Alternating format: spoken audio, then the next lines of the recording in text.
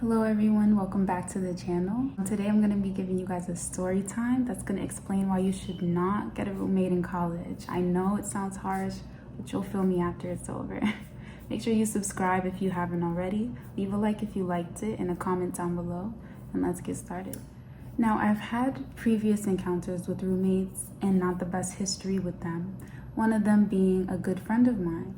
So I always thought maybe if you're friends with your roommates or you're friends with someone, you shouldn't become their roommate, right? You don't want to ruin a relationship with them. Maybe that's the problem.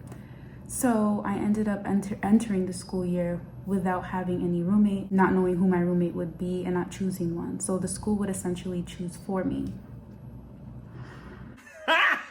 So I had no roommate coming into the fall semester. It was the summer. I thought I'm gonna have a dingle. We call it a dingle. It's a double where you live by yourself and you don't have a roommate, so it becomes a double single, hence a dingle.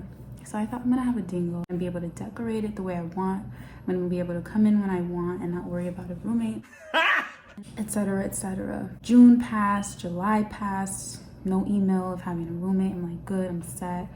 I get decorations for the room as if I'm gonna be in a dingle. And then the second week of August, before school starts, I get an email that my roommate is gonna be Taylor. We're gonna give her that name, Taylor. And I'm like, great. I knew Taylor and I felt like, well, now something bad's probably gonna happen because she's a friend. But what I did like is that she's not the friend that you have, that you know, that you're close to. She's more of a little bit more than an acquaintance. This is the type of friend you see walking by in a hallway or in the classroom and you're like, hey girl, hey, what's up? How are you? Good to see you, bye. And it's nothing more than that. You may be at a party with them, you chat it up a little bit, but that's it. So I said, maybe this will be okay. We're cordial, we're not super tight. Maybe it'll be okay. So the first day I get there to my room, I'm hugging her, embracing her, saying, hey girl, hope everything's okay, seems cool. I leave with my boyfriend. At the time he wasn't my boyfriend, but I leave with him and my friend, I guess at the time. And I come back and she has the room full of her friends and it's cool, okay? They introduced themselves to me, they're very polite, which I liked. And so we're just chilling, talking. And eventually she says, hey Jay, do you mind moving into another room?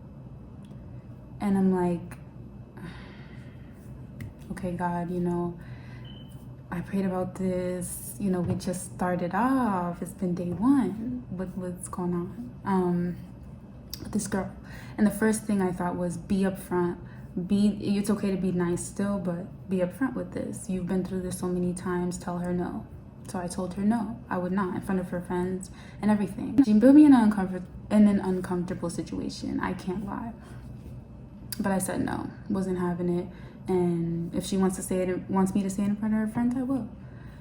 No, I'm not moving. I love this dorm. It was a beautiful dorm. It was a dorm that was like a home. It had a carpet.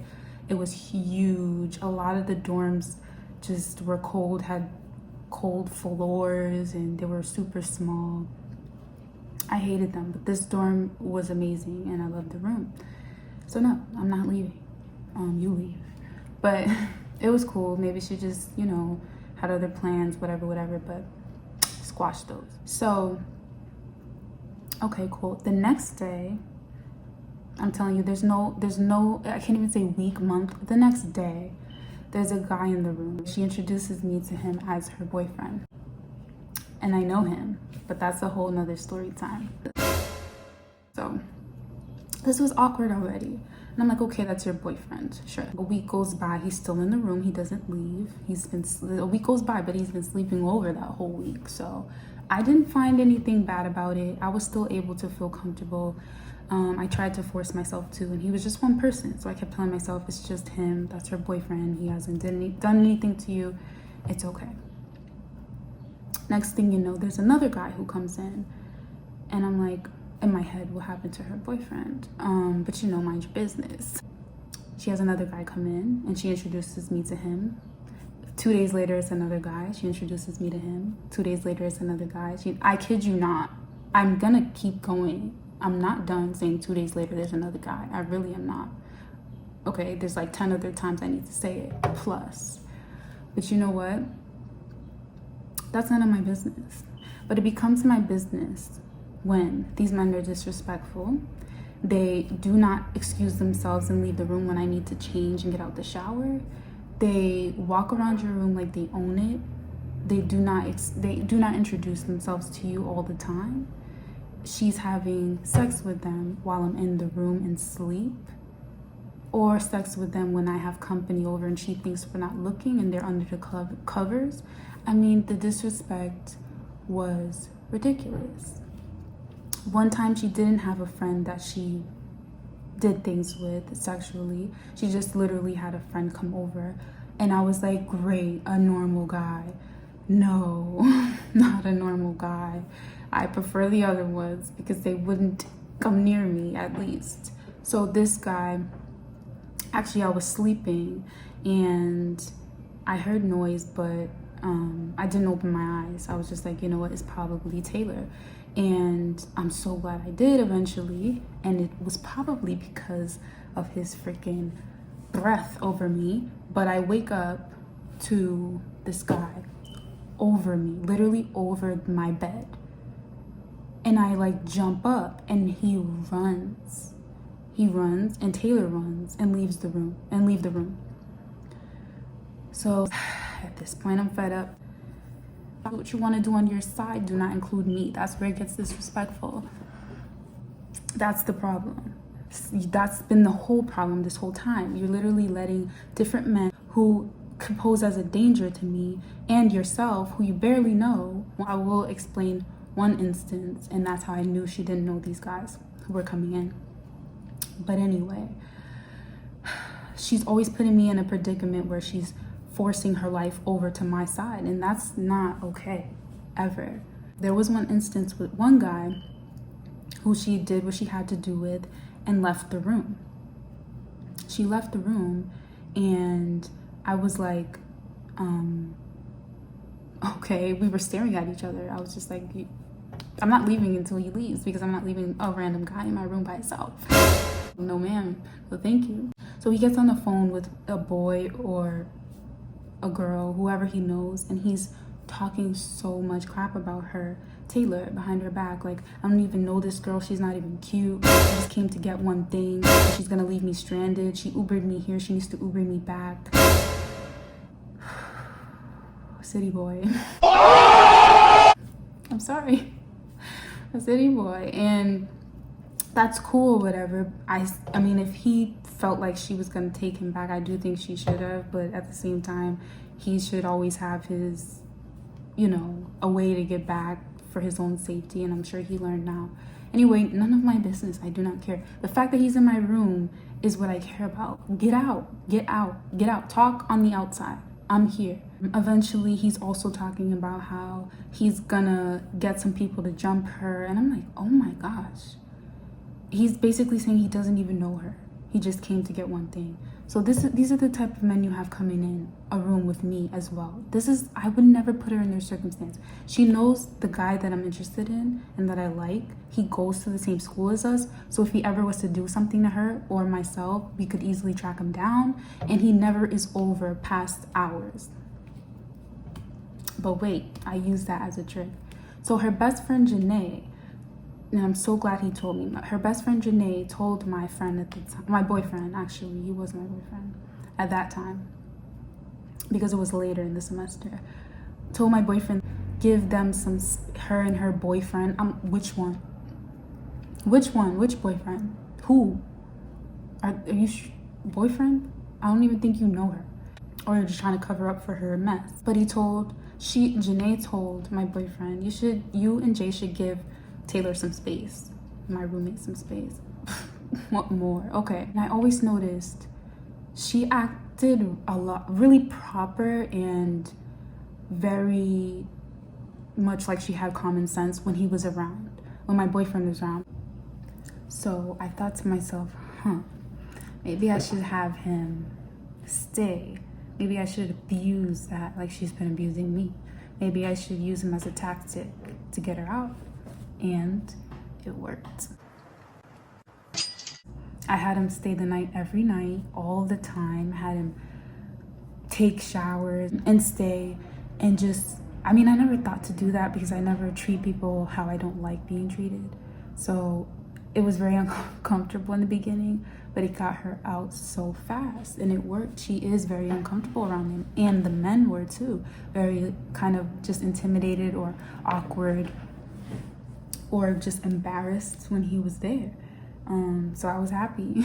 She would always want us to get out of the room I paid for with scholarship money. I know it didn't come out of my pocket because it was scholarship money, but I had to get that money through hard work in school.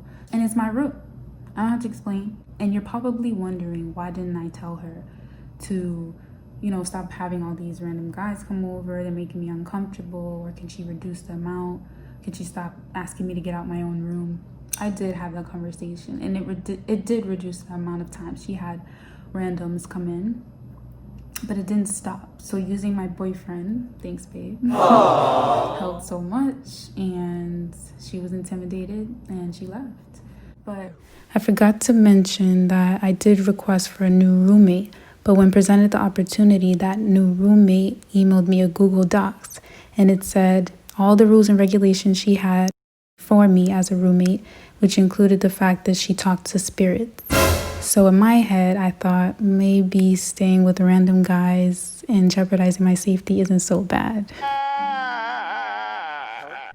I really recommend that you guys choose someone, and if they are your friend, you try to work with them. At least if they're your friend, they'll respect you